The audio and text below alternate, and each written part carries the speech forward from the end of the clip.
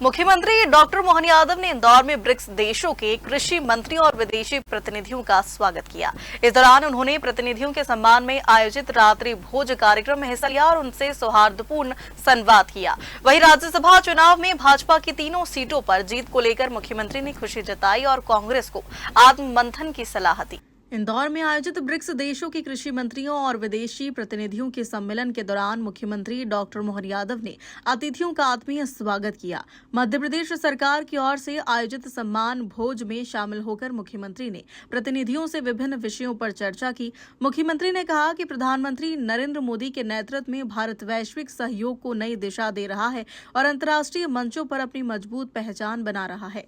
BRICS सम्मेलन में कृषि मंत्री और बाकी प्रतिनिधियों के साथ आज एक बड़ा समूह के साथ मध्य प्रदेश सरकार की ओर से हमने सामूहिक भोजन का मध्य प्रदेश सरकार से उसे भोज दिया गया।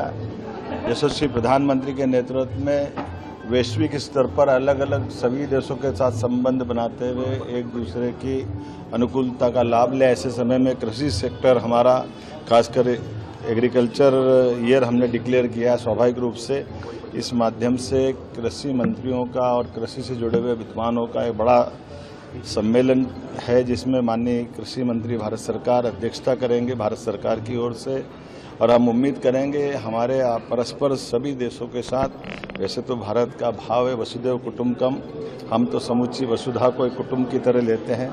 ऐसे में कृषि एक तरह से व्यक्ति को जोड़ने का सबसे उत्कृष्ट माध्यम है। मैं अपनी ओर से सभी मंत्रियों का, विदेशी मेहमानों का, सभी राजनयिकों का, राजदूतों का सबका स्वागत करता हूं, अभिनंदन करता हूं। वहीं राज्यसभा चुनाव परिणामों पर प्रतिक्रिया देते हुए मुख्यमंत्री ने कहा कि भारतीय जनता पार्टी को राज्यसभा की तीनों सीटों पर विजय प्राप्त होना गौरव की बात है। उन्होंने विश्वास जताया कि कांग्रेस भी अपनी पार्टी के भीतर चल रहे मतभेदों और कलह पर आत्ममंथन करेगी। राज्यसभा में हम सबका सौभाग्य है, तीनों की तीनों सीट मध्य प्रदेश में भारतीय जनता पार्टी के खाते में आई है।